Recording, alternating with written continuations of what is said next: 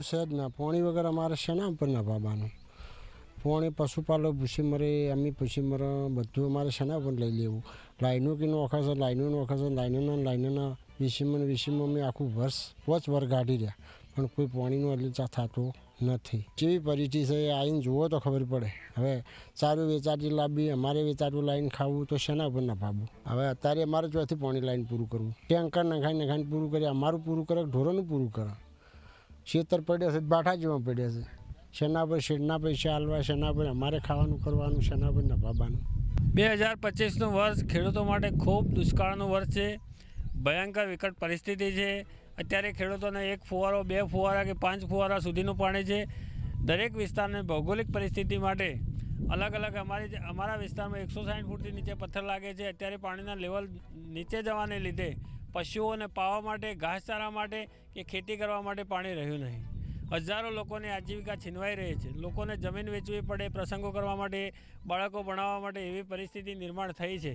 ત્યારે સરકારે હજારો કરોડ રૂપિયાના ખર્ચા કરી અને કચરા દોતીવાડા જેવી લાઈનો નાખી છે. બીજા મહિનામાં લાઈનનો કોન્ટ્રાક્ટરને કામ પૂરું કરવાની તારીખ હતી, છતાં પણ હજી સુધી કે એને કામ પૂરું કર્યું નથી અને ટાઈમ લિમિટ માગી છે.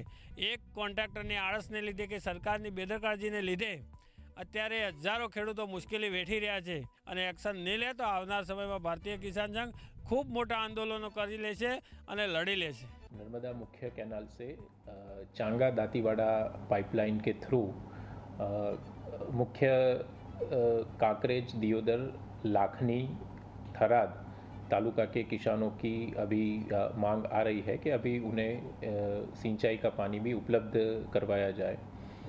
15 मार्च तक जो रबी पाक होता है उनके लिए सिंचाई का पानी उपलब्ध करवाया गया था, बट अभी समर सीज़न चालू है। The first priority is drinking water और समर की सीज़न के देखते हुए सरकार की ओर से अभी सिंचाई का जो पानी है वो बंद करवाया गया है।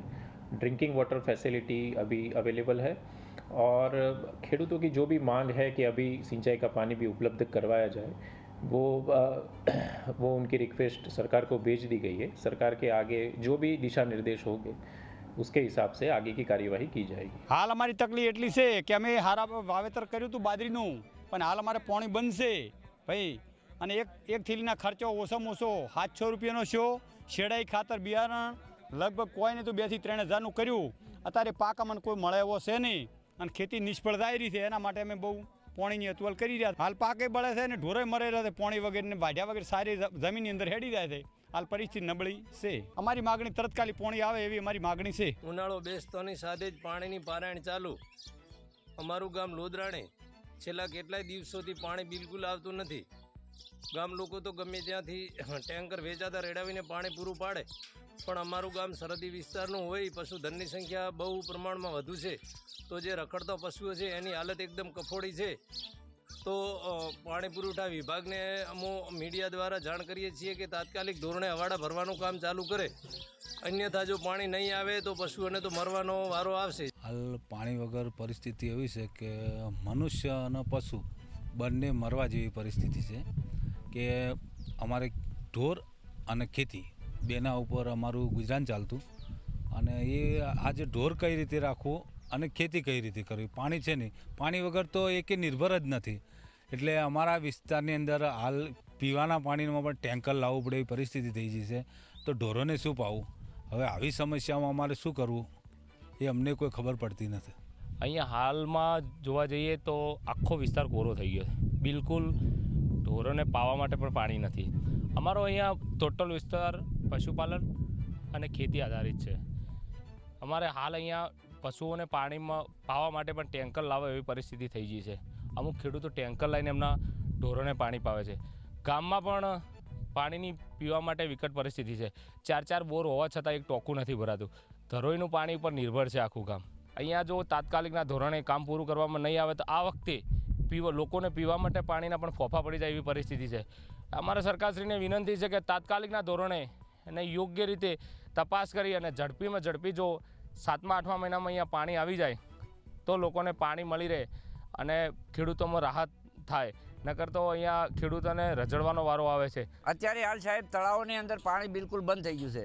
સરકારશ્રીને અમે નમ્ર વિનંતી કરે છે કે કોઈ પણ ભોગે પાણી ચાલુ કરી પાઇપલાઇનમાં નાખે કે કેનાલોમાં નાખે તો અમારા તળિયે હચવાઈ રહે. હાલ અમારે પાણી બોરમાંથી ઊંડે જતા રહ્યા છે. અમે કોલમ પણ પાસે તો સીધા બોરને અડવા એટલે એર આવે છે. અમારી મોટર બોરમાં પડી જાય તો અમારે બોર કાઢવા મોટર કાઢવાના 10,000 રૂપિયા ખર્ચો. મેં કાલે મારે 40 ફૂટ કોલમ ઉતારી 20,000 રૂપિયાનો ખર્ચો કર્યો છે. હાલ અમારો પાક બળી રહ્યો છે, ઘાસચારો બળી રહ્યો છે, ઢોર પણ પાણી વગર તડફડી રહ્યા છે. એટલે હાલ પોઝિશન અમારે તાત્કાલિક કોઈ પણ ભોગે તળાવો ભરે અને થોડું ઘણું પાણી તળાવોમાં આવે તો અમારું તળિયું હચવાય તો અમે બોર પણ ચાલુ રાખી શકીએ.